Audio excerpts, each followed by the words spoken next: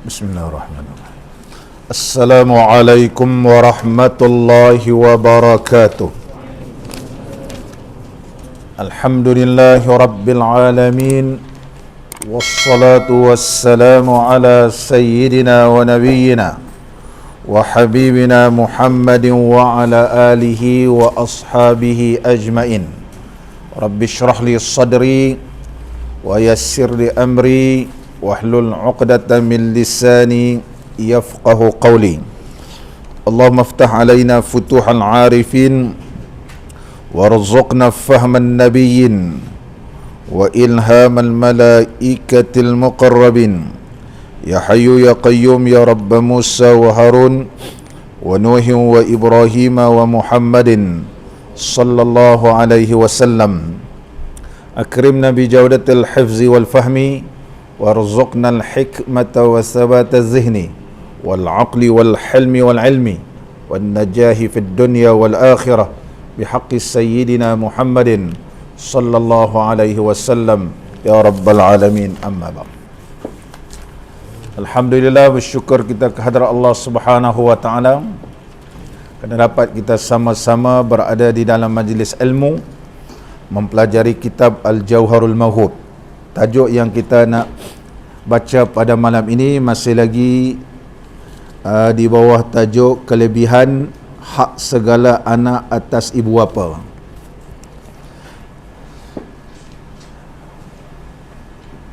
Kita sampai ke muka surat 165 edisi Jawi.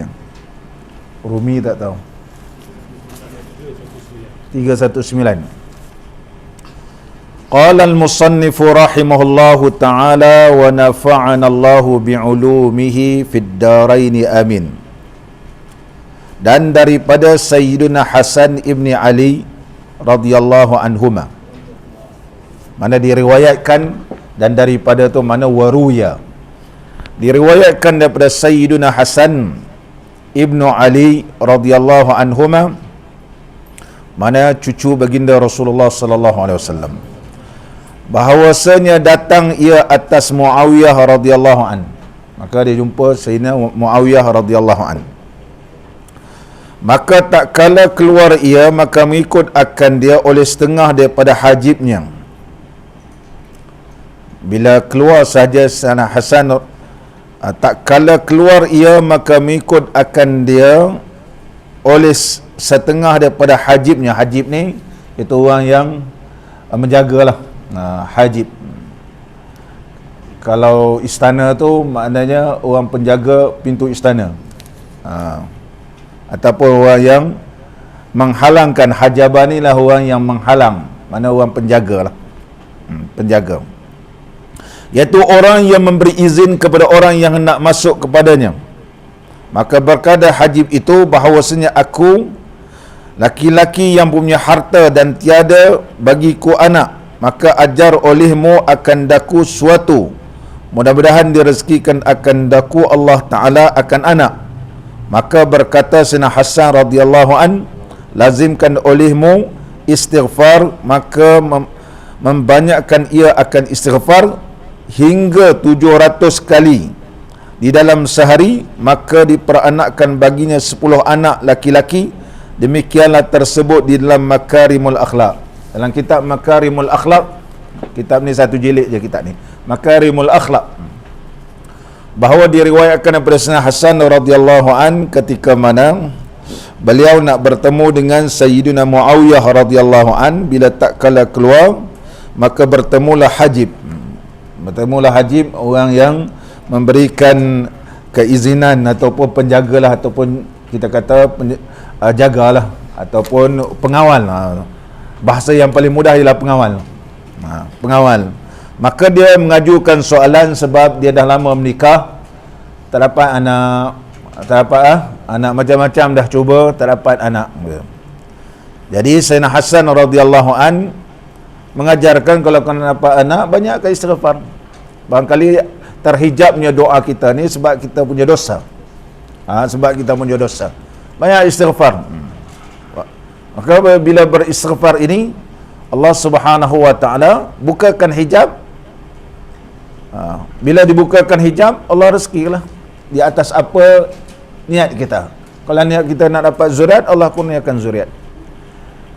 Dan ramai di kalangan para ahli ulama, kalau orang tak dapat anak ni memang suruh istighfar je. Suruh istighfar.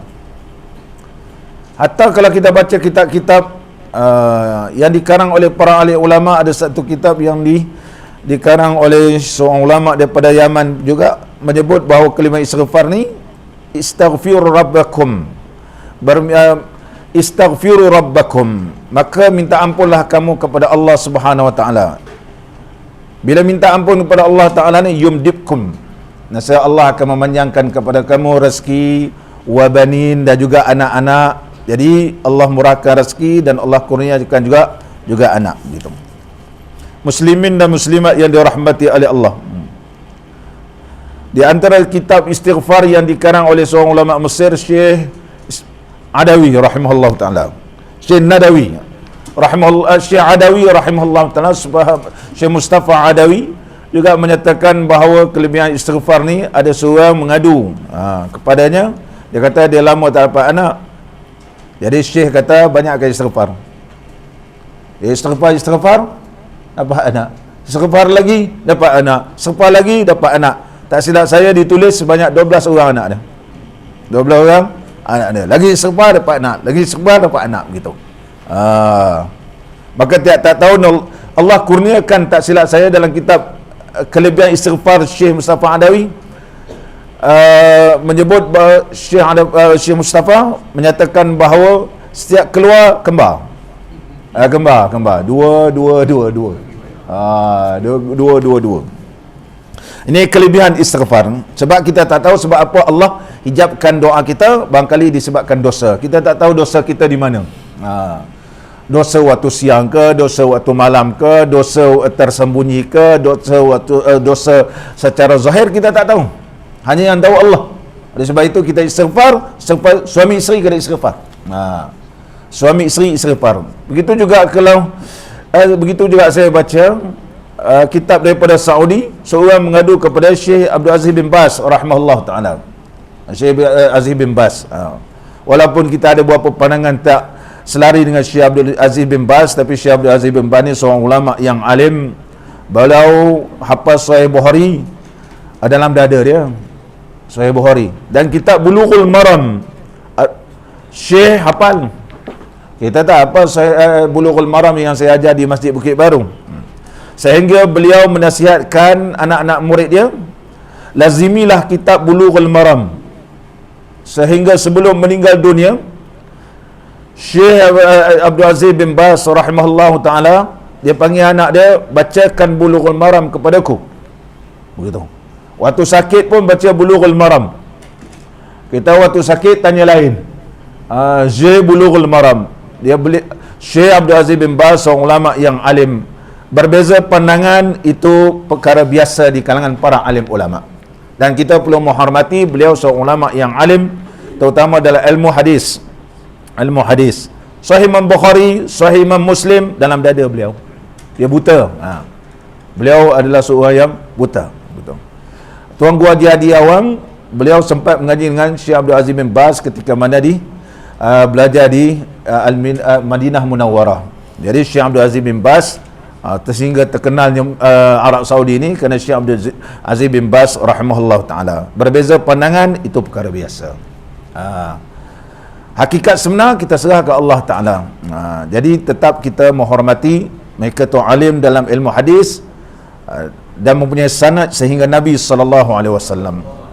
Begitu juga mufti yang sekarang ni, saya sempat berjumpa beliau di Riyadh. Beliau mempunyai sanad hadis sampai kepada Rasulullah SAW, sehingga seorang anak murid Syekh Abdul Fattah Abu Ghuddah, Syekh Abdul Rashid Ali Syekh, telah mengumpulkan sanad mufti Saudi sekarang ni.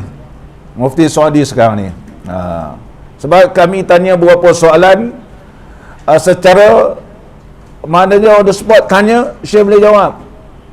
Tak payah, dia buta kan. Kita tanya hadis ni, dia boleh jawab, walaupun ucapan dia tu kita tak apa faham sangat sebab dia dah terlampau uzur kan, terlampau uzur.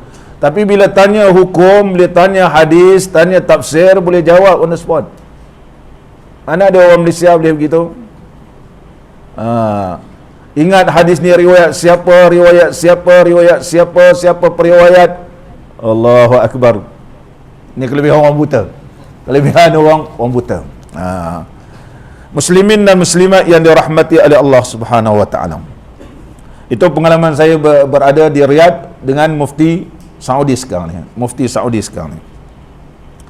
Dan seterusnya, inilah menunjukkan bahawa besarnya kelebihan istighfar. Besarnya kelebihan istighfar. Oleh sebab itu Allah sebut dalam surah Nuh bahawa kelebihan istighfar ni Allah akan berikan kepada kamu rezeki tumbuh-tumbuhan dan juga rezeki anak. Dan rezeki anak. Istighfarlah banyak-banyak, insya-Allah Allah akan berikan. Jangan maknanya hari ini kita istighfar, angat tai ayam, seminggu rajin istighfar, dah tu tinggal. Dia tak boleh. Kerana istighfar sehingga disebut oleh Syekh, disebut seorang wali Allah iaitu Rabi'atul Adawiyah rahimahullah ta'ala, rahimahallahu subhanahu wa ta'ala rahmatan wasi'ah, iaitu seorang wali Allah Rabi'ah Adawiyah menyatakan istighfaruna yahtaju ila istighfarin katsir. Kalau nak tanyakan amalan kami ialah istighfar yang banyak, tak terhingga. Istighfaruna yahtaju ila istighfarin katsir. Sehingga kata-kata Rabi'atul Adawiyah ini dipetik oleh pengarang kitab Tanbihul, iaitu pengarang kitab yang terkenal Mau'izatul Mukminin, ataupun terjemahan sekarang peringatan orang mukminin. Mau'izah, peringatan bagi orang, ataupun Syekh Ahmad Smith terjemah bimbingan orang mukminin. Mau'izah ni mana peringatan bagi orang yang beriman, tapi terjemah sekarang ni bimbingan mukminin.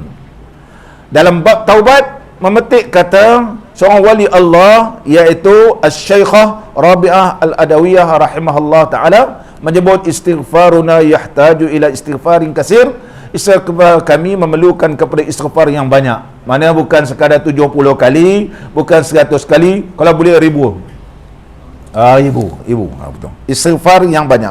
Istighfar astaghfirullah, astaghfirullah, astaghfirullah. Nah, istighfar yang panjang-panjang tak tahu. Ada istighfar kabir, Syekh yang terkenal Syekh Ahmad Idris rahimahullah taala. Allahumma inni astaghfirullahal azim alladzi la ilaha illa huwal hayyul qayyum ghaffaraz dzunub. Astaghfirullahal azim alladzi la ilaha illa huwal hayyul qayyum. Oleh sebab itu dalam istighfar kabir menyebut ghaffaraz dzunub. Ghaffara. Bila dibaca ghaffara ini menunjukkan bahawa bacaannya ialah astaghfirullahal azim alladzi la ilaha illa huwal hayya al qayyuma, sebab ghaffara dzunub. Wa atubu ilaih min kulli zambin aznabtuhu amdan wa khata'an zahiran wa batinan. Sama ada melakukan dosa itu secara sengaja atau tak sengaja, secara zahir ataupun tak zahir. Ini sayyidul istighfar, iaitu istighfar kabir atau al-istighfarul azim di Syekh Sayyid Ahmad Idris rahimahullahu taala. Sahabat saya ketika mana mengambil ijazah istighfar kabir ni daripada Sudan, Syekh Mustafa daripada Sudan, beliau amalkan tiba-tiba dalam raudah dia amal istighfar kabir dengan selawat azimnya, istighfar azim, istighfar al-azim dan juga selawat azimnya dia amal. Bila keluar daripada raudah, Arab gitu kumun dia. Dia kata, kau ni amal apa ni? Kami nampak kopiah kau bercahaya. Kopiah percaya. Dia kata, saya tak ada amal lain istighfar dengan selawat. Dia kata, lain macam kopiah kau, bercahaya-cahaya. Itu dia cakap saya, Ustaz, dia kata, sampai orang kumun saya, dia kata, tanya amalan apa yang kau baca sehingga terpancar nur. Itu selawat azimiyah. Selawat azimiyah. Syekh Sayyidina Ahmad Idris rahimahullah ta'ala. Di antara amalan kita Sayyidina Ahmad Idris yang kita baca lepas sembahyang, la ilaha illallah Muhammadur Rasulullah fi kulli lamhatin wa nafasin adada ma wasi'ahu ilmullah. Itu amalan Sayyidina Ahmad Idris rahimahullah ta'ala. Beliau juga ahlul bait, keturunan Nabi sallallahu alaihi wasallam. Semua ini wali-wali Allah belakang. Kalau tak wali Allah, takkan selawat ni yang dibaca oleh Sayyidina Ahmad Idris ni seluruh dunia baca. Carilah seluruh dunia, mesti ada orang baca. Itu makna selawat tu adalah diberkati oleh Allah. Bukan setakat Malaysia. Malaysia ni kira macam mana boleh sampai ke Malaysia? Orang Malaysia cakap Melayu. Kalau duduk Mesir baca selawat azimiyah, pergi ke Sudan, pergi ke Morocco, pergi ke Jordan, contohnya pergi ke Saudi, kita tak heran sebab dia orang Arab. Tapi Malaysia boleh baca selawat azimiyah ni, dan juga istighfar azim ni, istighfar kabir atau istighfar azim. Sayyidina Ahmad Idris rahimahullah ta'ala. Allahu Akbar. Sama balik kita. Arwah opah saya amal selawat azimiyah ni, dia baca selawat azimiyah ni sebelum meninggal dunia depan saya. Oleh sebab itu kalau orang kata tak betul, kita tak tahu. Orang kata tak betul tu, kau waktu nak mati besok, ada, bukan baca selawat. Orang nak meninggal baca selawat, dan juga baca la ilaha illallah Muhammadur Rasulullah fi kulli lamhatin wa nafasin ada nama wasi'u ilmullah. Ini betul-betul arwah opah saya baca depan saya sebelum dia meninggal dunia. Sebelum dia meninggal dunia. Dah tu dia baca amalan dia macam Ustaz Usop lalu baca. Antak maksudi wa ridaka matlubi. A'tini mahabbataka wa ridaka. Anta maksudi wa ridaka matlubi. Ini dalam tarekat Naqsyabandiyah. Anta maksudi wa ridaka matlubi. Engkau yang ku maksudkan ya Allah, ridha engkau lah yang aku tuntut. Ni amalan orang dulu-dulu, ini tarekat dan tarekat Naqsyabandiyah. Naqsyabandiyah. Sama balik kita. Qala al-musannif rahimahullahu taala. Dan daripada Sayyidina Anas radhiyallahu anhu daripada Nabi sallallahu alaihi wasallam, barang siapa keluar ke pekan muslimin, maka membeli ia, dia pergi ke pekan, kemudian dia belilah sesuatu, membeli ia akan sesuatu, dah beli barang ni, bawa balik lah, maka menanggung ia akan dia ke rumah dia. Mana dia bawa dulu menanggung lah, dulu orang pergi pasar bawa bakul, jadi tanggung. Maka maka menentu ia dengan dia akan anak perempuan. Dia beli ni ialah untuk beri makan kepada anak perempuan yang Allah anugerah kepada dia. Tiada laki-laki nescaya menilik Allah Ta'ala kepadanya, yakni tiada tilik, yakni dengan tilik rahmat. Dengan tilik rahmat. Ini nak cerita kelebihan orang yang ada anak perempuan. Jadi kalau dia cari rezeki, kemudian beli barang-barang bagi anak perempuan ni, dan dibesarkan dengan rezeki yang halal, kemudian jaga di sudut batasan pergaulan dan aurat anak perempuan ni, Allah rahmati.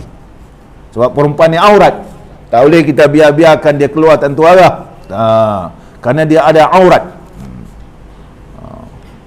Itu perlu dijaga, dia kata. Jadi Allah akan memandang kepadanya dengan pandang rahmat. Bila Allah pandang rahmat ni, mana Allah akan memberikan keampunan, Allah memberikan keredaannya. Itu mana pandang rahmat. Bukan Allah tengok, bila kita kata Allah tengok macam kita tengok, maka kita menyamakan Allah seperti makhluk. Sedangkan sifat salbiyah iaitu mukhalafatu ta'ala lil hawadis. Dan pada hadis yang lain, barang siapa menyukakan anak perempuan, ini semua hadis cerita perempuannya, maka seolah-olah seperti ia menangis daripada takut akan Allah Subhanahu wa taala. Siapa yang Allah anugerah anak perempuan, dia jaga anak perempuan ni baik-baik, sentiasa memberikan suka kepadanya dan tidak menjadikan dia suka yang berbentuk takwa kepada Allah, tidak melakukan perkara-perkara yang menyebabkan dia ni dimurkai oleh Allah. Apa kelebihannya? Maka pahalanya seperti ia menangis kepada Allah. Sesatu titis air mata jatuh ke bumi, kerana takutnya kepada Allah Subhanahu wa taala, Allah hapuskan ia, dan Allah hapuskan dosa dan selamatkan daripada api neraka. Dan barang siapa menangis daripada takut akan Allah Ta'ala, Apa kelebihan menangis takut kepada Allah Ta'ala ni sehingga menitis air mata jatuh mencurah-curah ke bumi ni? Diharamkan tubuhnya atas api neraka. Bukan senang nak menangis. Bukan senang nak menangis mengenang dosa. Tapi menangis kerana putus cinta, ramai orang menangis. Menangis kerana putus hubungan dengan kawan, menangis. Kakak-kakak ni kawan rapat, tiba-tiba kawan ni dah tak mau kawan dengan kita, menangis. Masak pun tak mau, munyuk aja. Kita kata awak ni demam ke? Tak ada demam, okey aja. Tapi dia sebut sampai hati dia sedih. Tapi mengenang dosa bukan senang. Orang yang mengenang dosa menitis air mata jatuh ke bumi. Oleh sebab itu pahalanya amat besar. Pahala itu amat besar. Dan daripada Sayyiduna Abdullah bin Abbas radhiyallahu anhuma, katanya sabda Nabi sallallahu alaihi wasallam, barang siapa masuk pada pekan maka membeli ia akan sesuatu. Mana kalau pergi pekan atau pergi ke pasar, dia beli sesuatu, maka ditanggung akan dia bawa balik bawa balik pergi mana? Kepada ahlinya. Mana balik rumah, keperluan ahli keluarga. Adalah ia seperti orang yang menanggung sedekah kepada kaum yang berhajat mereka itu kepadanya. Pahalanya seperti bersedekah. Oleh sebab itu Syekh Syu'ar Al-Qaradawi telah menyebut dalam kitab beliau, namanya Malamih Mujtama' Muslim, satu gambaran mujtama' atau masyarakat orang Islam, kacamata pandangan Islam berdasarkan masyarakat Islam. Dalam kitab Malamih Mujtama' Muslim karangan Syekh Syu'ar Qaradawi ni, hafizahullah ta'ala. Syekh Syu'ar Qaradawi ni Allahu Akbar, umur dia dah dekat 90 lah. Saya tahu ni 91 atau 92. Sempat lagi mengarang kitab, akan dilancarkan dalam beberapa bulan lagi. Mengarang kitab. Sekarang ni mirip kepada, banyak kepada bentuk kerohanian, kesufian, sebab dah tua kan. Syekh Syu'ar Qaradawi hafizahullah ta'ala, beliau menyatakan bahawa beliau terkesan dengan ilmu tasawuf ini apabila melihat guruku Syekh Abdul Halim Mahmud. Syekh Abdul Halim Mahmud. Tapi tak nampak kesufian Syekh Syu'ar Qaradawi ni, sebab dia jelas dizahirkan oleh Allah di sudut perjuangan, seorang pendakwah begitu. Dan dia nampak terselah di sudut kefakihannya. Tapi beliau juga sufi. Ketika bentang membicarakan tentang kesufian di India, maka ulama-ulama bangun menyebut, anta sufi ya Qaradawi, engkau sebenarnya ulama sufi. Bila ditanya macam mana, Syekh ni dia ada amalan dia, sebab berdamping dengan Syekhul Azhar dulu, Syekh Abdul Halim Mahmud, seorang ulama yang alim, iaitu Syekh kepada tariqah As-Sazuliyah, Syekh Abdul Halim Mahmud rahimahullah ta'ala. Terkesan aku melihat Syekh Abdul Halim Mahmud dengan sebab kesufiannya. Oleh sebab itu kalau kita baca kitab Syu'ar Qaradawi sejak akhir ni, banyak merujuk dalam kitab-kitab tasawuf, di antara kitab Hikam, di antaranya beliau rujuk dalam kitab Al-Luma', di antara kitab yang dirujuk oleh Syu'ar Qaradawi, di antara kitab Risalah Qushairiyah, sebab guru beliau adalah ulama sufi asalnya, Syekh Abdul Halim Mahmud rahimahullah ta'ala. Kebanyakan ulama Azhar ni bila dah tua dia kesufian. Berbeza dengan Saudi, dia lain sikit. Dia akan cenderung kepada kesufian, kepada zikir. Contohnya Dr. Taha Rayyan, hafizahullah ta'ala, masih hidup. Saya dulu zaman saya dia orang muda lagi, muda, tak nampak kesufiannya. Tapi sekarang ni mengajar kitab Hikam, sehingga hampir kepada 20 kali khatam mengajar kitab Hikam, iaitu Syekh Zarruq rahimahullah ta'ala. Dan masih mengajar di Masjid Al-Azhar sampai sekarang. Syekh Taha Rayyan, dulu saya sempat mengaji dengan beliau kitab Bulughul Maram yang saya baca di Masjid Bukit Baru. Syekh Tahir Rayyan rahimahullah ta'ala, seorang ulama yang alim. Di antara juga Syekh dulu mengajar saya usul fiqh, tapi sekarang ni beliau cenderung kepada kesufian. Dulu mengajar saya usul fiqh di Tonto. Beliau juga seorang ulama yang alim, menjadi Syekh Tarikat As-Sazuliyah Al-Khatibiyah sekarang ni. Khatibiyah pula. Jadi ulama-ulama ini mereka kena asasnya tentang ilmu tasawuf, walaupun terserlah di sudut contohnya Syekh Ibrahim Hafnawi terkenal dengan ulama usul fiqh, tapi mereka ini ada pegangan asas, ada pegangan asas, tidak terpisah daripada bukan setakat syariat tetapi tariqah dan juga hakikat. Sama balik kita kata qala al-musannif rahimahullahu taala. Dan daripada Abdullah bin Abbas radhiyallahu anhuma meriwayatkan bahawa sesungguhnya bagi barang siapa yang keluar mencari rezeki kemudian beli barang bawa balik, maka pahala seperti bersedekah. Syekh Qardawi juga tegaskan dalam kitab Malamih Mujtama' Muslim, begitulah. Jadi seorang bapa keluar mencari rezeki, penat lelah itu menghapuskan segala dosa, dan ianya dikirakan sedekah. Kalaulah ianya mati di dalam perjalanan pulang, maka dikira seperti fi sabilillah. Fi sabilillah.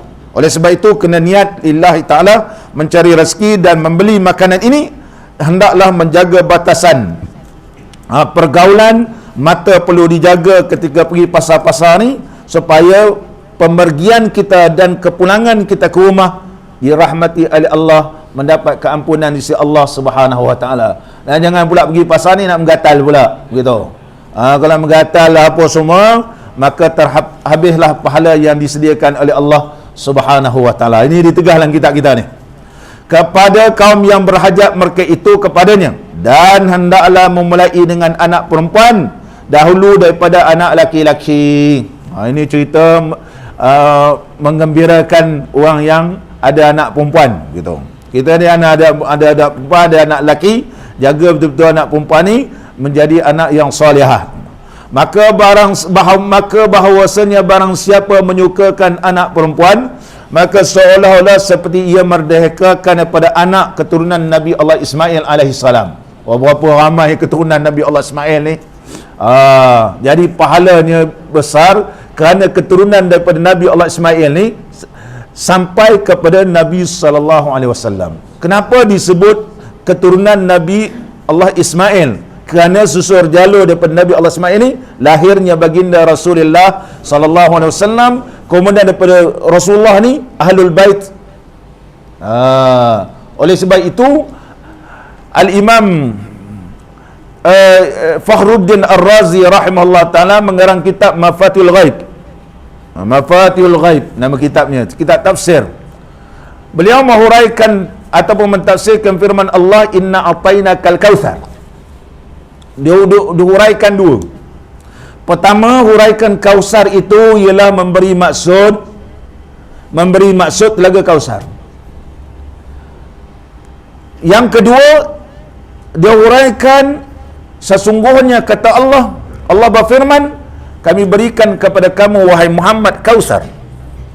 Kausar ni memberi maksud Kausar maknanya ramai, walaupun anak lelaki kamu wahai Muhammad meninggal dunia, tetapi ahlul bait ini masih lagi bercambah daripada keturunan kamu.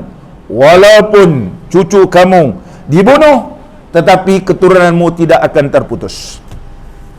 Keturunanmu tidak akan terputus. Inna ataina kal kautsar. Kal kautsar. Ini huraian oleh ulama yang terkenal, iaitu Syekh Fakhruddin Ar-Razi rahimahullahu taala dalam kitab beliau yang terkenal At-Tafsirul Kabir ataupun Mafatihul Ghaib. Sama balik kita. Jadi bila kita berikan nafkah kepada anak perempuan kita, membesar dengan baik, dididik dengan ajaran agama yang sepenuhnya, maka pahalanya seperti kita bersedekah sebilangan anak keturunan Nabi Allah, ataupun seperti memerdekakan daripada keturunan Nabi Allah Ismail alaihi salam. Allahu akbar, besar pahala, besar pahala. Oleh sebab itu suami-suami ini jangan culas memberi rezeki kepada anak, ataupun bila dah bercerai dia tak mau bagi nafkah ke anak, maka kamu dilaknat oleh Allah. Dilaknat. Siapa yang tak nak bagi rezeki ke anak ni, dia tak akan senang sehingga akhirat. Sebab Allah akan sempitkan rezeki dia. Tapi kalau dia bersungguh-sungguh mencari rezeki nak membesarkan anak dia, yakinlah Allah berkati rezeki kamu. InsyaAllah Allah berkatikan dan Allah limpahkan rezeki kepada kamu. Tapi mereka yang culas memberi nafkah pada anak ni, kau tak akan senangnya. Tak akan senang. Saya selalu ingatkan orang bapak-bapak ni. Saya kata kalau awak beri rezeki, beri nafkah anak, saya doakan awak naik pangkat. Yakin dengan hadis Nabi. Alhamdulillah. Ada seorang tu, dia lama dah kerja, dia tak naik grade 48. Saya dia baru 44 lagi. Anak saya dah ramai ni, macam mana? Awak bagi je. Sekarang telah difardukan, awak bagi, InsyaAllah Allah rezekikan awak. Alhamdulillah dia bagi. Memang difardukan lebih kurang 1,500 sebulan. 1,500 sebulan, sebenarnya anak ramai. Hampir 12 orang. Anak ramai. Tapi rezeki Allah takdirkan, kerana 1,500 ni, maka Allah berikan rezeki kepada dia. Bulan depan takdir dapat surat naik 48.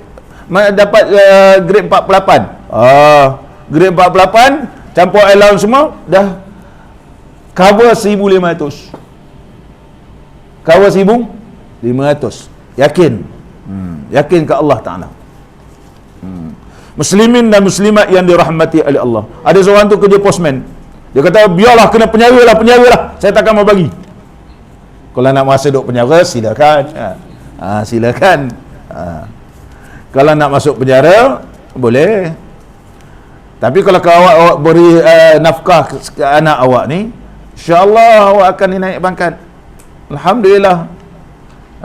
Dengan izin Allah, dia beri juga. Dia takut juga masuk. Masuk. Dia beri, Alhamdulillah. Pada akan datang sebutan seterusnya, dia tak jadi rayu. Dia kata, saya dah naik pangkat. Saya yakin dengan hadis Nabi sallallahu alaihi wasallam sebagaimana yang kita baca pada malam ini, barang siapa ibu bapa ni betul-betul lillahi ta'ala dapat rezeki nak berikan kepada nafkah anak-anak dan ahli keluarga ni, Allah murahkan rezeki dia. Allah murahkan rezeki dia. Rezeki yang tidak disangka-sangka. Qala al-musannifu rahimahullah ta'ala, dan barang siapa menetapkan barang siapa yang menutupkan mana anak laki-laki, mata, itu tak, titik kita satu kan. Cuba kita tengok dulu, sebab ini tak ada nas Arabnya. Dan barang siapa yang menutupkan mata anak laki-laki, maka seolah-olah seperti ia menangis kerana takut akan Allah Ta'ala, maka barang siapa menangis kerana takut akan Allah Ta'ala, dimasukkan syurga Jannatun Naim.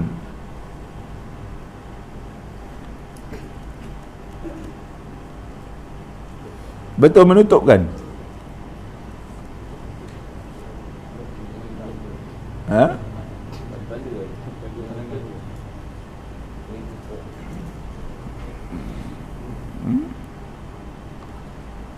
Ada keterangan kita entah.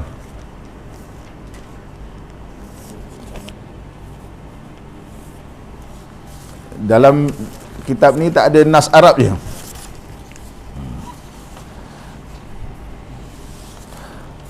Menutupkan mata. Ada lagi satu kitab cetakan lama, itu lagi jelas, tapi saya tak bawa hari ni. Qala al-musannif rahimahullahu ta'ala, satu riwayat daripada Abdullah bin Abbas radhiyallahu anhuma. Kalau kata sini menutupkan mata. Dan barang siapa menutupkan mata anak laki-laki, mana barang siapa, wallahu alam lah. Kalau kita nak takwilkan pun macam tak upa kena. Maksudnya barang siapa yang menjaga anak laki-laki ini daripada memandang perkara yang haram. Memandang perkara yang haram itu menutupkan mata anak laki-laki. Mana barang siapa yang menjaga anak lelaki daripada memandang benda yang haram, itu takwil dia. La'alla sawab, mudah-mudahan maksudnya begitu. Barang siapa yang menutupkan mata, makna barang siapa yang menjaga anak laki-laki daripada melakukan perbuatan yang diharam oleh Allah, maka seolah-olah seperti ia menangis kerana takut akan Allah Ta'ala. Seperti ia menangis takutkan Allah Ta'ala. Dan barang siapa menangis kerana takut akan Allah Ta'ala, dimasukkan ia ke syurga Jannatun Naim. Jannatun Naim.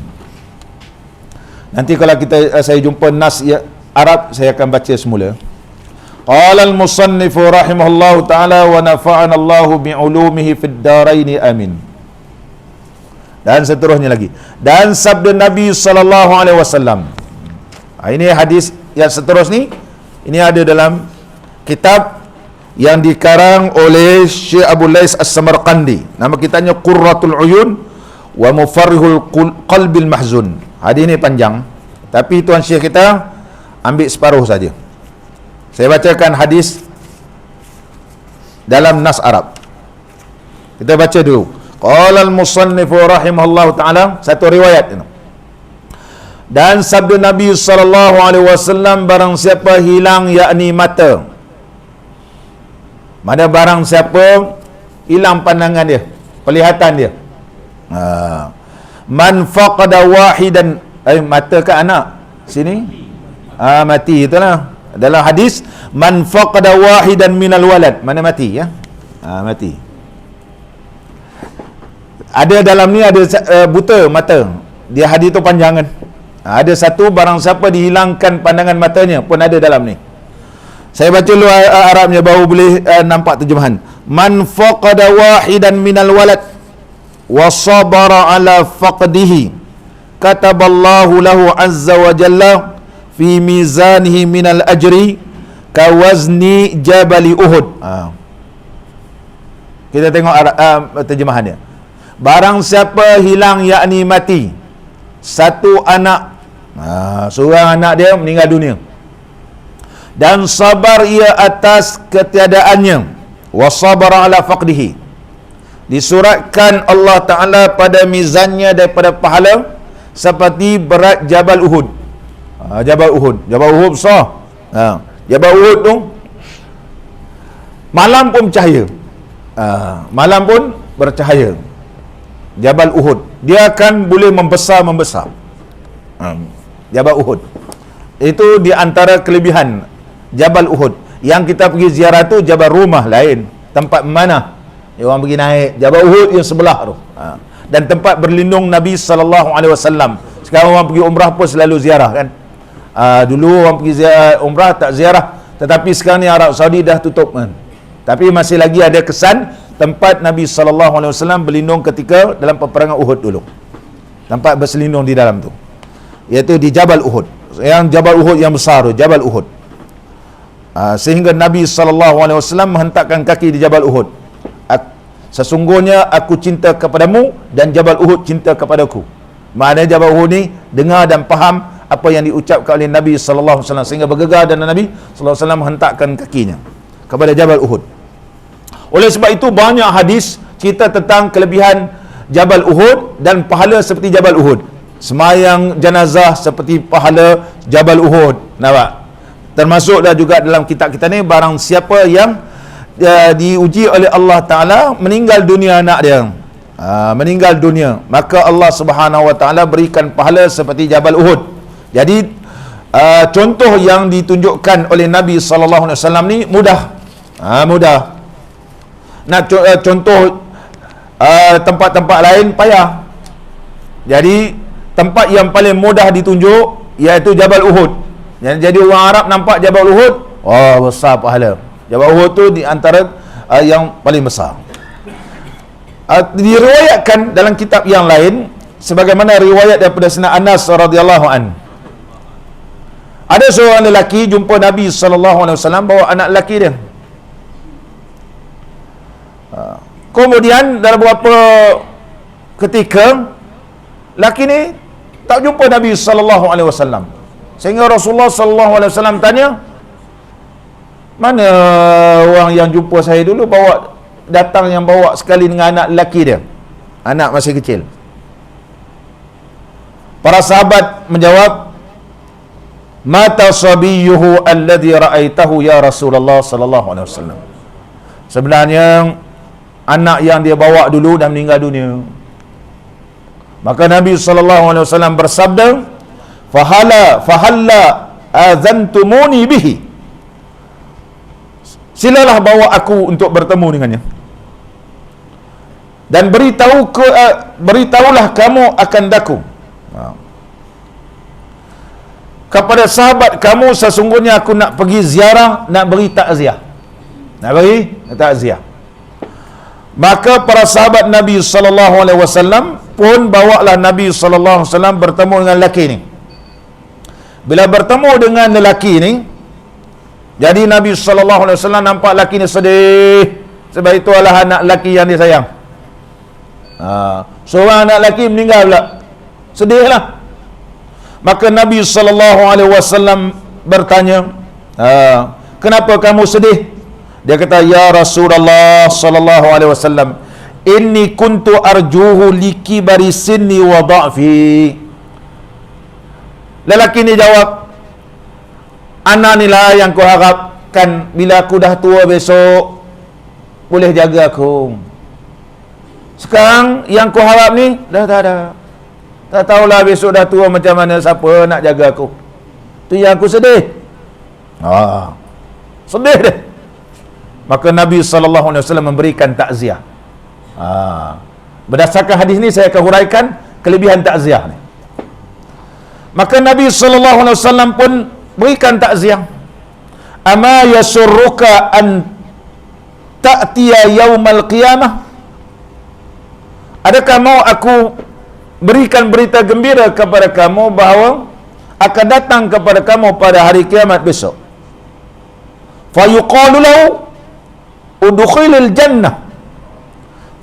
Fayaqul ya Rabbi wa abawaya. Maka di akhirat besok anak kamu ni Allah berfirman, masukkan dia ke dalam syurga sebab dia budak lagi. Dan anak kamu ni akan menjawab, wahai Tuhanku, kedua bapa aku macam mana? Dia kata, fayuqalu lahu udkhulul jannah. Dan dikatakan kepada budak ni, masuklah ke dalam syurga 3 kali. Masuk. Maka sentiasalah ia memohon syafaat kepada Allah supaya mak bapak dia juga masuk syurga sama-sama dia. Sebab sabar di atas kematian dia. Hatta yushaffi'ahu Allah Ta'ala wa yudkhilakumul jannata jami'an. Dan anak ni boleh bagi syafaat. Kalau kamu sabar, anak ni besok beri syafaat. Dia bawa sekali mak bapak masuk dalam syurga. Fazahabal hazanu anil rajuli. Laki ni apa terus, kalau begitu wahai Rasulullah, aku redha. Aku redha. Kerana barangkali amalan kita ni ada yang tak cukup. Dengan ujian-ujian ini mendapat syafaat masuk syurga. Kita tak tahu di bawah ilmu Allah. Maka berdasarkan hadis tersebut, maka para ahli ulama menyebut hadis ini menunjukkan bahawa memberi takziah itu sunnah. Sunat kita beri takziah. Jadi kita jumpa orang, kita ziarah sahabat kita yang kematian anak, kita kata sabarlah, bagimu syurga insya-Allah. Bagimu syurga. Tenangkan dia. Jangan pula kata, alah yang meninggal bos orang ada lagi kau ni. Aku tahu. Tenangkan dia. Mudah-mudahan dengan ketenangan itu maka ia menjadi orang yang sabar dan menyebut inna lillahi wa inna ilaihi raji'un. Muslimin dan muslimat yang dirahmati oleh Allah Ta'ala. Begitu juga Nabi Allah Sulaiman alaihi salam, anak lelaki dia meninggal dunia. Maka Nabi Allah Sulaiman sedih. Anak lelaki meninggal dunia, dia sedih. Maka Allah utuskan 2 para malaikat datang. 2 para malaikat ini datang berbentuk seperti makhluk manusia. Bertelagah depan dia. Yang ni kata, aku telah tanam pokok tepi jalan. Dia kata, tiba-tiba pokok yang ku tanam ni dirosak orang, dimusnahkan. Yang ini pula dia kata, aku dah tanam pokok sebelah kanan, tiba-tiba pindah pula sebelah kiri. Yang seorang ni pula kata, aku tanam tengah-tengah jalan, dilanggar orang terus. Kita kalau baca hadis ni, apa dia punya ending dia, pada penghujung dia, apa yang dimaksudkan? Nabi Allah Sulaiman tanya yang ketiga ni, yang kau tanam tengah-tengah jalan tu apa pasal? Orang nak lalu kau tanam, memanglah tengah-tengah jalan dah tentu orang langgar. Lelaki ni kata, ama alimta an la budda lin nasi anit tariq? Apakah tidak kamu tahu bahawa sesungguhnya manusia ini ada satu jalan yang nak menuju kepada Allah? Bila tanya cakap begitu, kamu ni siapa? Aku malaikat. Malaikat yang diutuskan oleh Allah. Apakah kamu tidak tahu bahawa anak kamu yang meninggal dunia itu adalah merupakan jalan yang menunjukkan kamu kepada redha Allah dan juga rahmat Allah? Kenapa kamu nak pijak? Kenapa kamu tanam di tengah jalan? Maknanya benda ini adalah jalan. Jangan kamu tanamkan di tengah jalan yang sehingga dipijak. Maknanya jangan kamu bersedih. Ini adalah jalan. Jangan dihalangkan jalan itu. Kalau kamu sedih, mana kamu telah menghalangkan jalan itu. Karena sesungguhnya itu adalah jalan menuju redha Allah. Falam tahzan ala waladik. Oleh sebab itu jangan kamu sedih tentang kematian anak kamu. Ama alimta annal mauta sabilul akhirah. Ketahuilah mati itu jalan menuju akhirat.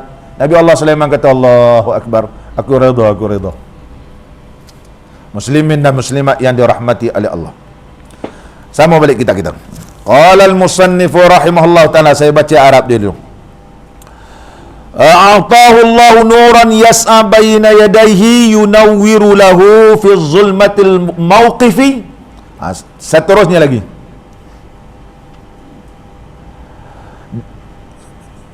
Dan barang siapa, dia potong hadis. Dia ambil mafhum hadis saja.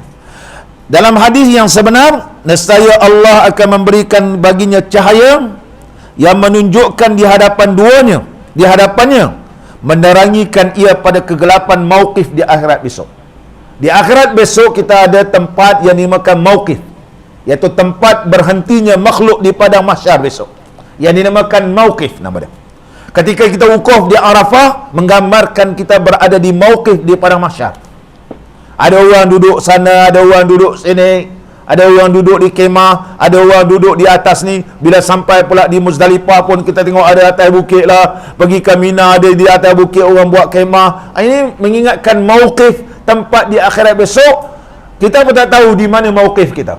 Di kadang-kadang dalam keadaan padang mahsyar, besok kita duduk di mana tu? Dekat dengan Nabi SAW ke? Ataupun langsung jauh-jauh ke? Ini mauqif nama dia. Kalau dah duduk jauh-jauh, nak turun ni macam-macam halangan. Nak sampai kepada Nabi SAW pun boleh sampai ke? Ini mengingatkan mauqif. Itu nama dia mauqif nama dia. Di padang mahsyar, kesuasana di padang mahsyar mauqif, tempat kita macam sekarang ni, orang Malaysia, ini dia kemah dia, ini sini kemah dia, itu pun jauh juga. Dia kata panasnya. Kerja haji, ya Allah panas, dia kata. Kita tanya ada ke aircon, ada kipas, ada. Dia kata lagi ada kipas lagi panas. Mauqif, itu mauqif, belum panas lagi di padang mahsyar. Ini kegelapan di mauqif. Maka kegelapan di keadaan kita berhenti di padang mahsyar ini diberikan cahaya oleh Allah di atas kesabaran orang yang meninggal dunia anaknya, dia sabar, Allah berikan cahaya. Dan seterusnya hadis, wa man faqada salasata minal aulad. Ini baru betul dalam kitab kita. Dan barang siapa hilang 2 anak dan sabar, ia diberikan akan dia oleh Allah Ta'ala nur di hadapannya yang menerang baginya di dalam kelam mauqif. Sama dalam kitab saya, dalam yang saya bacakan tadi. Dan barang siapa hilang 3 anak, mauqif tu makna di padang mahsyar, tempat berhenti kita. Masing-masing keadaan tak sama besok. Ada yang jauh, ada yang dekat. Oleh sebab itu Telaga Kausar ni ada 2 riwayat. Satu riwayat sebelum sebelum titian Siratal Mustaqim. Maknanya ketika padang mahsyar sebelum titian Mustaqim ni ada satu Kautsar. Saya dah uraikan di Masjid Bukit Katil. Ada yang riwayat sebelum masuk syurga. Maknanya ada riwayat disebut oleh ulama, mana dalam keadaan kita kausan, kita berada mauqif mana? Nak sampai haudun Nabi sallallahu alaihi wasallam, telaga Nabi sallallahu alaihi wasallam. Hanya terdengar ada telaga, tapi nak sampai belum tentu. Belum tentu. Oleh sebab itu, dengan mengikut sunnah Nabi, banyakkan selawat ke atas junjungan Nabi sallallahu alaihi wasallam, maka dengan selawat ini dikenal oleh baginda Rasulullah sallallahu alaihi wasallam. Dan dengan kita menjaga uduk kita, bercahaya-cahaya Nabi sallallahu alaihi wasallam kenal. Benar. Saya masuk hospital baru ni kan, datanglah seorang kakak tu. Oh, ada ustaz, saya ngaji dengan ustaz ni. Ngaji dengan ustaz. Dalam bilik bedah, sempat pula dia tanya lagi. Dia kata, ustaz, kakak dengar ustaz mengajar kat Masjid Al-Azim, bila ambil uduk, dia akan bercahaya-cahaya. Kakak cakap lah kat nas-nas ni, kau orang semua dah ambil uduk, jangan lap, nanti besok Rasulullah tak nampak cahaya. Betul. Nampak tak? Cahaya. Dia orang tak nak dengar cakap kakak. Dia kata, tak mau dengar kakak-kakak. Allah akbar, makcik ni kalau cakap terus pegang terus. Terus pegang. Jeffrey macam mana ambil uduk, lap juga kan. Sesungguhnya Nabi sallallahu alaihi wasallam menyebut, inna ummati sayyida'una yaumal qiyamati ghurran muhajjalina min atharil uduk. Sesungguhnya umat aku besok diseru pada hari kiamat ghurran. Ghurran tu muka dia bercahaya-cahaya. Muhajjalina sebab ambil uduk lebih daripada siku sikit. Ini juga dinamakan tahjil. Depan ni nama ghur, di tangan ini nama tahjil. 2 benda ini bercahaya. Nabi sallallahu alaihi wasallam kena itu umat dia. Kesan daripada ambil uduk. Kesan ambil uduk. Qala al-musannif rahimahullah taala. Dan seterusnya lagi. Barang siapa meninggal dunia anaknya 3 orang dan dia sabar, ditutupkan daripadanya akan segala pintu neraka apabila lalu ia atasnya. Dan barang siapa hilang 1 mata, ini mata, ini baru betul mata, dan sabar ia atas ketiadaan, adalah ia permulaan orang yang menilik kepada wajah haqqullah ta'ala.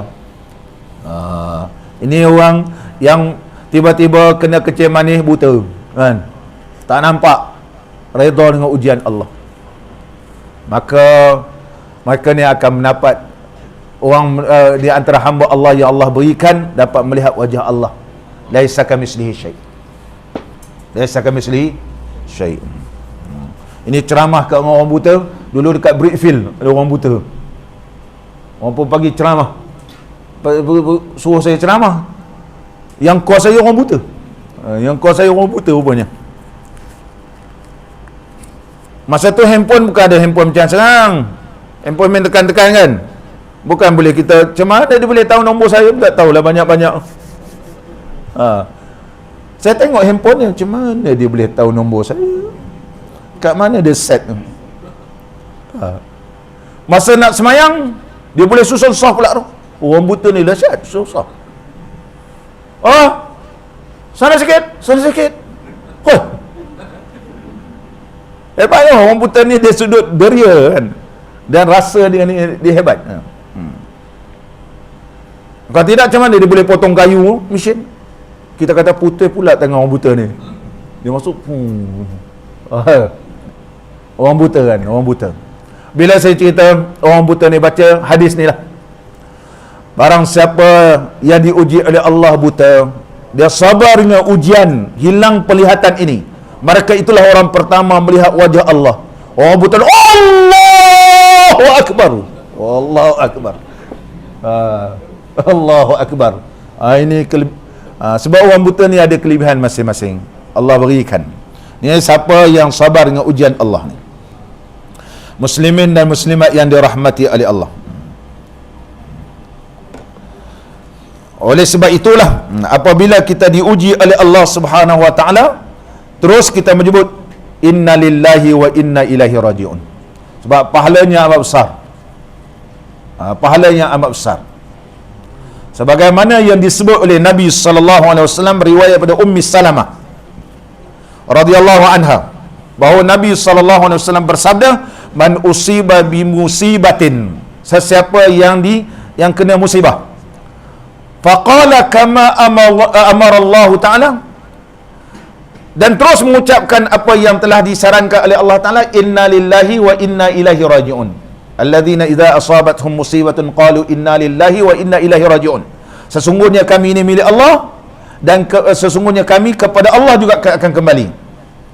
Allahumma ajurni fi musibati, ya Allah ajurni, mana berikanlah ujrah, pahala akan daku daripada musibahku. Allahumma ajurni, maksud berilah ganjaran. Allahumma ajirni, memberi maksud ya Allah lindungilah aku. Sebenarnya lepas sembahyang, Allahumma ajirni minan nar. Allahumma ajurni, memberi maksud ya Allah beri limpahkanlah pahala kepadaku, begitulah. Ujrah diberikan kepada aku, pahala di atas musibah yang menimpa kepadaku. Wa aqibni khairan minha, dan gantikanlah yang lebih baik daripada itu. Fa'alallahu ta'ala zalika, nasib Allah akan lakukan sedemikian rupa. Faqala Ummu Salamah radhiyallahu anha, Ummu Salamah berkata, lamma tuwfiya Abu Salamah, bila mana meninggalnya suaminya Abu Salamah, qultuhu, aku pun terus menyebut inna lillahi wa inna ilaihi raji'un, Allahumma ajurni fi musibati wa aqibni khaira. Dia baca sungguh yang diajar oleh Nabi sallallahu alaihi wasallam, dan terdetik dalam hati dia, wa man li mislu Abi Salamah. Dia kata, siapa agak-agak yang terlebih baik daripada arwah suami aku. Kerana baca doa ni, maka Allah Subhanahu wa taala berikan yang terlebih baik daripada Abu Salamah. Rasulullah sallallahu alaihi wasallam menikah dengan Ummi Salamah. Jadi Ummi Salamah menyatakan, daripada doa yang ku baca ini, Allah telah gantikan yang terlebih baik daripada suamiku yang meninggal, iaitu Allah jodohkan aku dengan baginda Rasulullah sallallahu alaihi wasallam. Jadi kalau kita kena musibah, inna lillahi wa inna ilaihi raji'un, Allahumma ajurni fi musibati wa aqibni khaira, wa aqibni khaira. Sama balik. Qala al-musannif rahimahullah taala, apa-apa musibah sehingga disebut oleh Nabi sallallahu alaihi wasallam musibah ini, Nabi sallallahu alaihi wasallam bersabda, hadis yang diriwayatkan oleh al-Imam As-Suyuti dalam kitab Al-Jami' Shaghir, qala liyastarji ahadukum fi shish'i na'lihi idzan qata'a fa innaha minal masaibi. Nabi sallallahu alaihi wasallam bersabda, hendaklah kalian semua, di antara kalian semua ni, membaca inna lillahi wa inna ilaihi raji'un sekalipun tali selipar kamu putus. Syish'i na'lihi ni tali selipar lah. Tali selipar. Pernah Jeffrey putus tali selipar, campak terus lah. Kita turun ni putus tali selipar. Tengok, oh belum pukul 10 ni, family store buka ni, dia kata. Boleh beli baru. Pun tak pernah sebut inna lillahi wa inna ilaihi raji'un. Makna walaupun musibah itu kecil, seperti putusnya tali slipper, ucaplah inna lillahi wa inna ilaihi raji'un. Kerana sesungguhnya kalau kita teringat balik apa yang telah berlaku, Allah berikan pahala balik. Sebagaimana hadis yang diriwayatkan daripada Sayyidina Anas bin Malik radhiyallahu an, qala ad-darbu 'ala al-fakhizi 'inda al-musibati yahbutul ajra. Habata yahbutu. Pukulan di atas paha ketika ditimpa musibah menghapuskan pahala.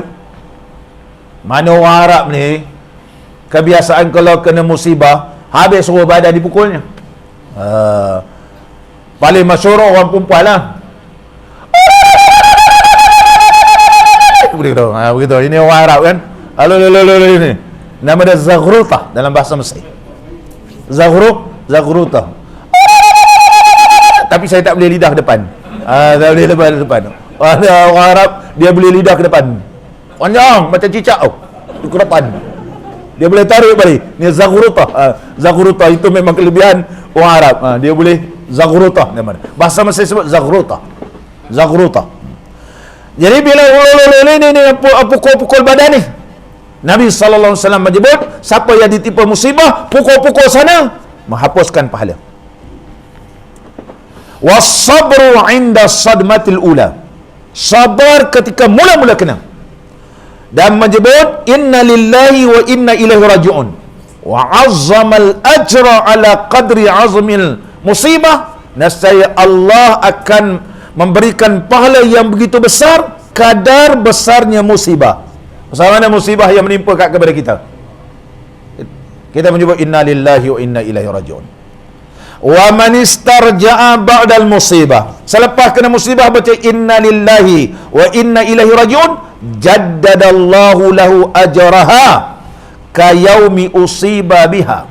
Nescaya Allah akan memperbaharukan pahalanya seperti hari mula-mula ditimpa. Contohnya kita teringat balik kita kena musibah dulu. Inna lillahi wa inna ilaihi raji'un. Allahu akbar. Allah beri pahala sebagaimana mula-mula kena.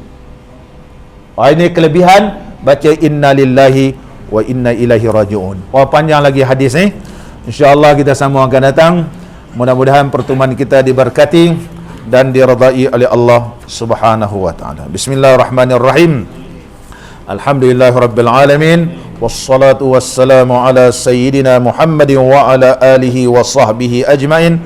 Allahumma salli ala sayyidina Muhammad tibbil qulubi wa dawaiha wa afiyatil abdani wa shifaiha wa nuril absari wa diyaiha wa ala alihi wa sahbihi wa barik wa sallim.